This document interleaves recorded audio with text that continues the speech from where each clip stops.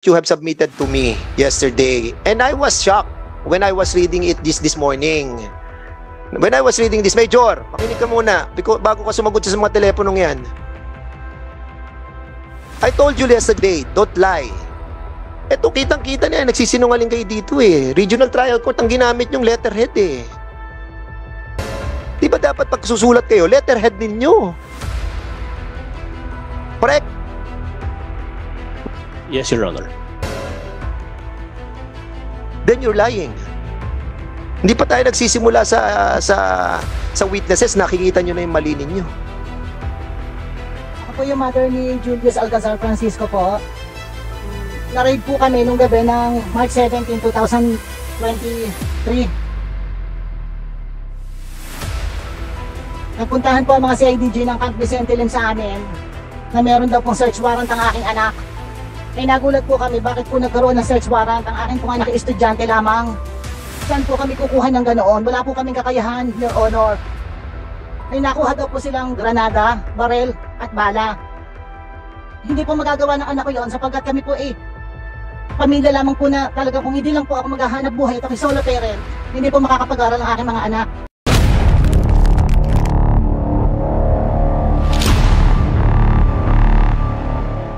Sabi mo that meron kang mga captured na CCTV. Yes, Your Honor. Totoo ba yun? Yes, Your Honor. So, were you able to get all the CCTVs? Yes, Your Honor.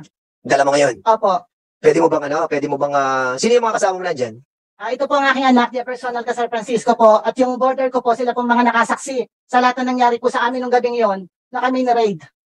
Sige, CCTV, can you kindly submit to this committee or andyan ba, dala nyo? Opo.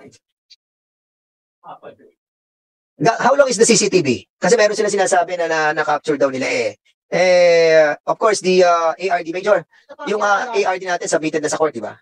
Yes, Your Honor. Okay, sige, submitted na sa court yung kanilang ARD, and that we cannot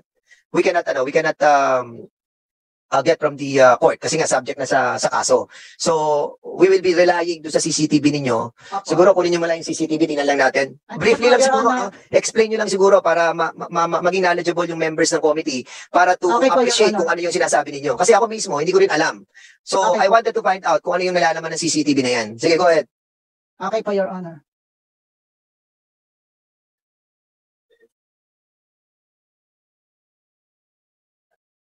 Opo, Your Honor. So, ano pangalan ko? Can you state your name? Ano? Jefferson Francisco po, Your Honor. This issue that we will be tackling today was a case of Julius Alcazar na hinabol talaga ako para actually I wasn't able I wasn't about to hear this case, but due to the insistence of the family, sabi ko sige tingnan natin at as a matter of fact, I invited also yung PNP to give their side nag-usap din kami in the spirit of transparency para makita rin yung kanilang side and sabi ko nga in this hearing you just have to tell the truth and nothing but the truth. Otherwise kung yung mga sinabi ninyo pareho ay hindi natin mababalanse kung meron tayong titignan na isang side lamang, and that's the reason why I heard your side, Alcazar, and I heard the side of the PNP as well. So siguro para mabigyan natin ng knowledge ng ating mga members ng committee, we will be asking, what's your name, sir? Colonel Saino. Good morning, Your Honor. Yes, state your name and your position, please. I am Police Major Jet Sariola Saino, the Chief Intelligence Section and Regional Special Operations Team of CIDG RFU4A, Your Honor. Okay, so kindly state yung facts ng istorya.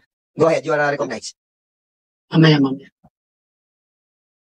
Your Honor, as per the documents we have, days prior to the conduct of the implementation of search warrant, Your Honors, an informant came to our office seeking our help, and my deputy talked to me regarding the situation. So I decided to instruct him that we will conduct a validation and casing surveillance to the arrested suspect, Your Honor. And on March 17, 2023, at about 12:03 a.m., we were able to confiscate one pistol and one fragmentation grenade and arrested the suspect, Julius Alcazar Francisco, Your Honor. That's all. Yes, Your Honor. Okay, so nakuha niyo yung search warrant because of the complaint of sino yung complainant? I do not personally know the complainant, Your Honor. He was able to talk to my deputy that time. I was just informed by my deputy personally, Your Honor, and that's the time I decided to instruct my deputy and my personnel to conduct validation, Your Honor. Pero you Major, kayo mismo ang nagpunta sa area? No, Your Honor. My deputy and one of my No, I mean, personnel. during the operation already. Yes, Your Honor. I was So present kayo during the nagpunta time. sa operation. So pakikwento lang yung yung nangyaring sa operation. Paano ginawa ninyo?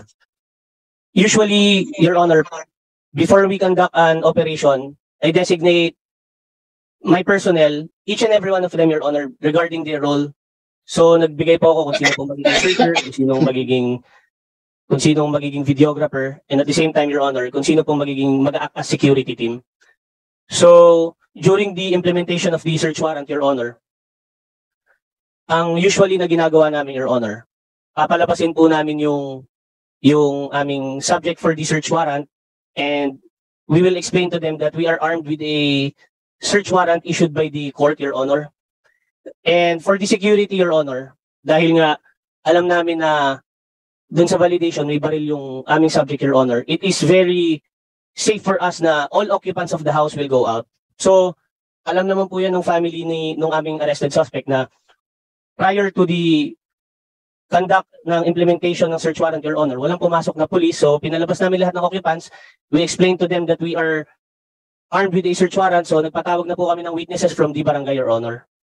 And nung nalaman na nga po nila at nakita po nila na yung papeles namin na meron kaming search warrant, nag-agree po sila pagdating ng witnesses.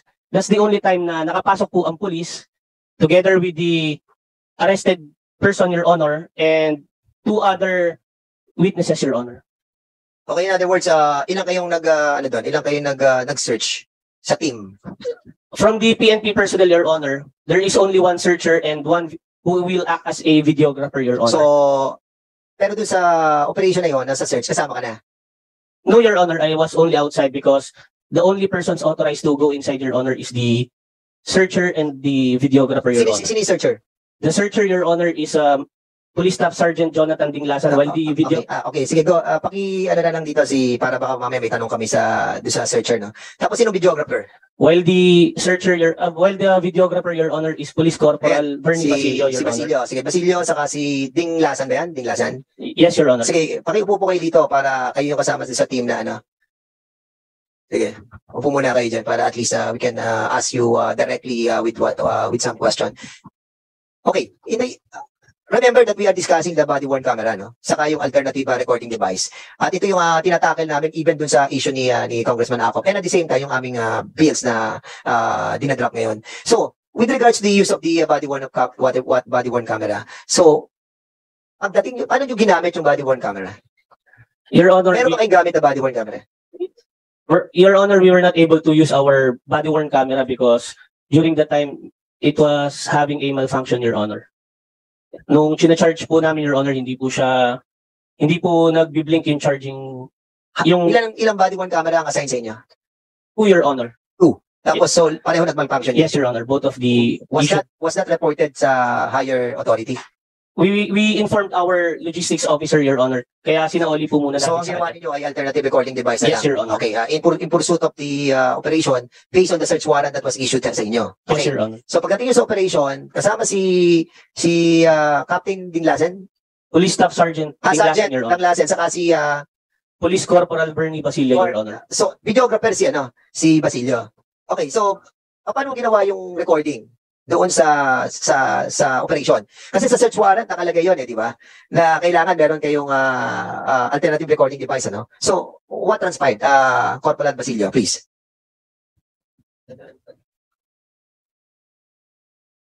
Your Honor, ang pagdadating po namin doon, ginamit ko po yung recording device ko na cellphone po. Tapos Ilan yung ginamit yung cellphone? isa lang, Your Honor. Cellphone mo? Yes, Your Honor. Okay, anong model ng cellphone? iPhone 11, Your Honor. iPhone 11. So, yun ang ginamit nyo na, Yes, Your Honor. na at pagdating nyo doon, binuksan mo na.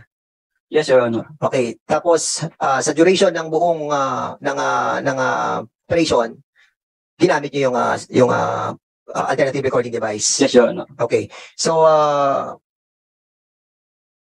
I told you to say the truth and nothing but the truth. Yes, Your Honor. So, from the time that you have arrived sa location ng area, binuksan na, inactivate mo na yung cellphone mo.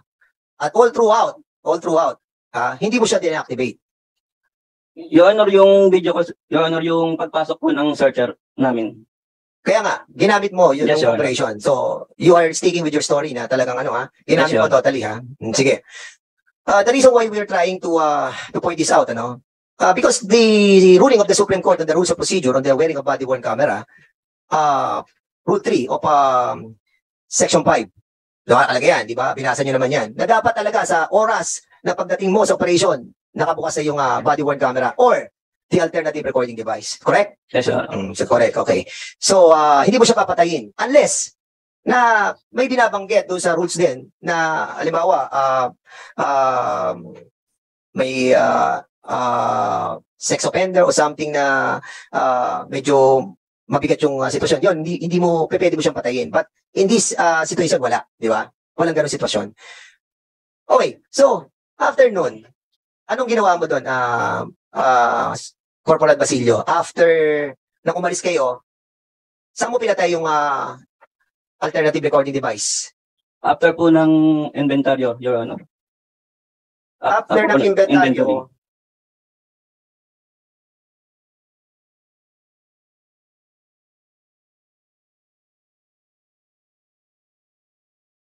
bakit dito sa inyong ex parte motion for the use of alternative recording device, ano yung boblog na sinasabi nyo dito? Boblog. Model. Ano yung boblog model? Model ng... Yun na po yung parang yung sir, Your Honor, model po yan ng... iPhone 11 to. Yun, Honor. Body-worn camera po, model po yung Boblog. Model siya ng iPhone 11. Ng body-worn camera, Your Honor.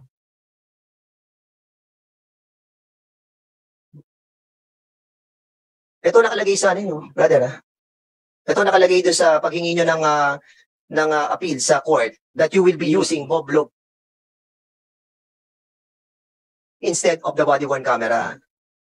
That's the reason why I told you, tell the truth, nothing but the truth. Pero ang hiniling nyo sa korte, gagamitin nyo Boblog model LO2, serial number XDX1283. Tapos Boblog model LO2, serial number XDX1284. So, hindi to iPhone 11. Am I correct?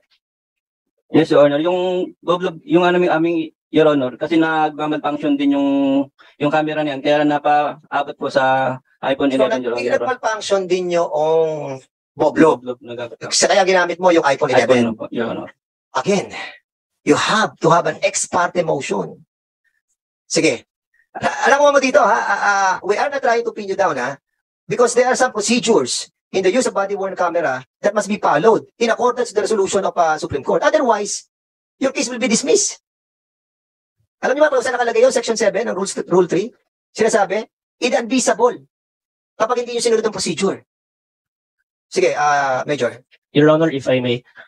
The one we indicated, the Boblog, Your Honor, we returned it to the owning unit, Your Honor, the Batangas PFU, Your Honor, kasi they already need the Boblog for their operations, Your Honor. That's why we used our personal cellular phone during the operations, Your Honor. Major, kayo sumulat nito, di ba? Kayo sumulat nito letter na to sa korte, di ba? Yes, Your Honor. Na sinasabi nyo, Boblog ang gagamitin nyo. Yes, Your Honor. Correct, Major. Yes, Your Honor. Major, I base your documents you submitted to me yesterday in my house, Kasi in the spirit of transparency, I'm telling you na sabi ko, sinabi sa inyo, tell me the truth, Dito, huwag kayo magsisinungaling, Kung kayo sumulat nito, bakit ang letterhead nito, Regional Trial Court?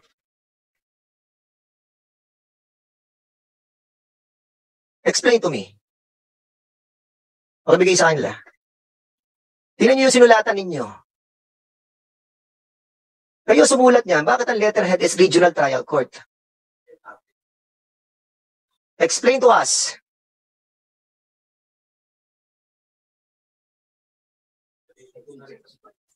Sino? Ano na? Yeah. Hindi, okay. Ako na. Andiyan naman si Judge Bravo. Siguro we will be asking Judge Bravo as well. Pero, okay. Those are the documents that